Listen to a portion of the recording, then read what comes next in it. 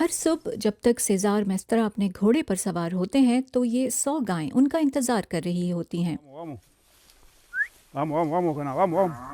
وہ جانتی ہیں کہ اس باڑ کے پیچھے کھانے کے لیے کیا ہے، تازہ لمبی ہری گھاس جسے تقریباً 1 ماہ چھوا تک نہیں گیا۔ ایسا لگتا ہے کہ وہ آپ کو پہلے سے ہی سمجھتے ہیں۔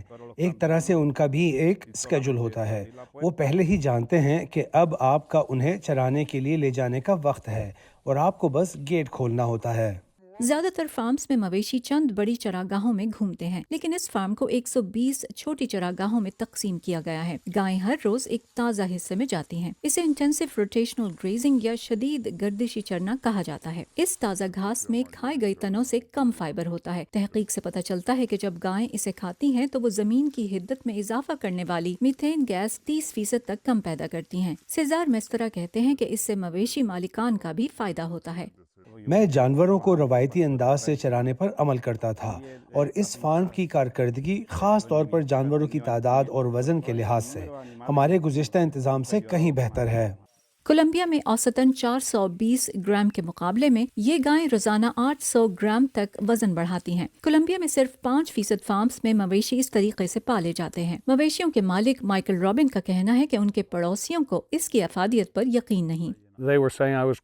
وہ مجھے پاگل کہتے تھے کیونکہ اس علاقے میں یہ کام ایسے نہیں کیا جاتا اور زیادہ تر لوگ نئی باڑیں لگانے، پانی ڈالنے کے لیے وقت نہیں نکالنا چاہتے۔ یہ طریقہ شروع میں زیادہ محنت طلب ہے، لیکن رابن کا کہنا ہے کہ آپ پڑوس کی بھوری مائل چراگاہوں کے مقابلے میں فرق دیکھ سکتے ہیں۔ اس کا نتیجہ یہ تمام لمبی گھاس اور درخت ہیں جو حدت بڑھانے والی ایک اور گیس کاربن ڈائی آکسائیڈ کو جذب کرتے ہیں۔ لوئس الفونسو ہیرالڈو کولمبیا کی نیشنل یونیورسٹی میں کھیتی باڑی کے طریقوں پر تحقیق کرتے ہیں۔ وہ رابن کے فارم پر تحقیق کر رہے ہیں تاکہ ماحول پر اس کے اثرات کا تعین کر سکیں۔ وہ گائے سے میتھین گیس کے اخراج کی پیمائش کے لیے یہ آلہ استعمال کرتے ہیں۔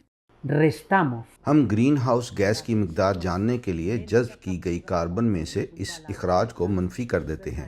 اگر نتیجہ 0 کے برابر ہو تو اس کا مطلب ہے کہ مویشیوں کا فارم کاربن نیوٹرل ہے۔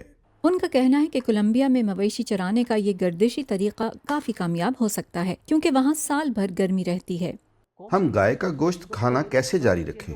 اسے ماحول کے لیے زیادہ دوستانہ طریقے سے تیار کر کے، میتھین گیس کو کم کر کے۔